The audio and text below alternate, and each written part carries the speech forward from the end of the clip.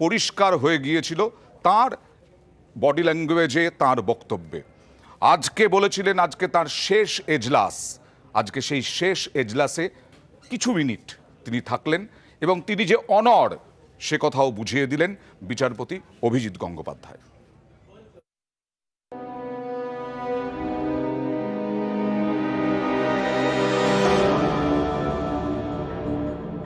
আমি বিচারপতির পদ থেকে মঙ্গলবার পদত্যাগ করব। আমাদের হাইকোর্টের চিফ জাস্টিসকে মৌখিকভাবে জানাবো, ভারতের রাষ্ট্রপতিকে চিঠি লিখে জানিয়ে দেবো। সেই মুহূর্ত থেকে আমার রেজিগনেশন কার্যকর হবে।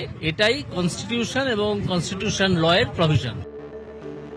সোমবার ইতি বিচারপতি হিসেবে শেষবার কলকাতা হাইকোর্টের 17 নম্বর কক্ষ।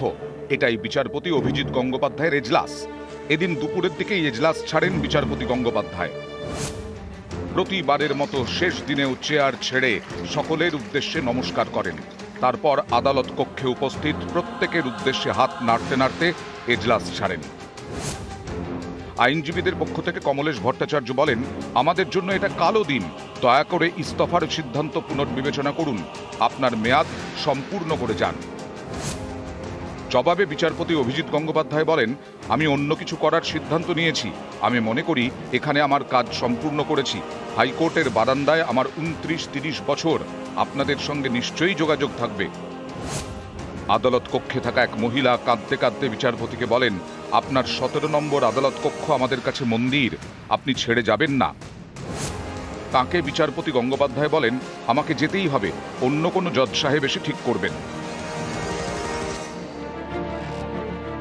নিয়োগ দুর্নীতিতে তার একের পর এক কড়া নির্দেশ রাজ্য জুড়ে শোরগোল ফেলে দেয়। তার নির্দেশে নিয়োগ দুর্নীতিতে ইডি সিবিআই তদন্ত শুরু করে।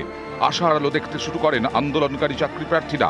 অনেকেই বিশ্বাস করতে শুরু করেন এবার তারা বিচার পাবেন, চাকরি পাবেন।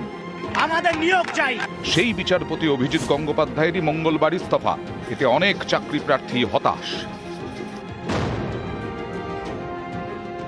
উনি ইস্তফা দিচ্ছেন, হতাশাগ্রস্ত তো হবই, কারণ ওনার মতো একজন বিচারক আমাদেরকে যদি চলে যান আমাদের কাছ থেকে, আমরা কার কাছে গিয়ে দাঁড়াবো? উনি কিন্তু একদম দুর্নীতির গোড়া থেকে ধরার চেষ্টা করেছিলেন। অভিজিৎ গঙ্গোপাধ্যায়ের এই যে ডিসিশন, এই যে ঘোষণা, এটা আমাদেরকে অনেকটাই আশাহত করেছে। কারণ আমরা ওনার ওপর চরম আশাবাদী এবং উনি আমাদের পথ দেখিয়েছেন। আমাদের বিভিন্ন চাকরি প্রার্থীদের উনি অনেক সাহায্য করেছেন। তাই আমরা গভীরভাবে শোকাহত এবং আশাহত। আদালত ছাড়লেন, এবার কি জনতার আদালতে? অভিজিৎ গঙ্গোপাধ্যায় কি ভোটে লড়বেন? বিজেপির টিকিটে কি তমলুক থেকে প্রার্থী হচ্ছেন? এসব নিয়ে এখন জোর জল্পনা। মঙ্গলবার 1:30টার সময় কোর্টে মাস্টারদা সূর্য সেন মূর্তির নিচে আমি আসব।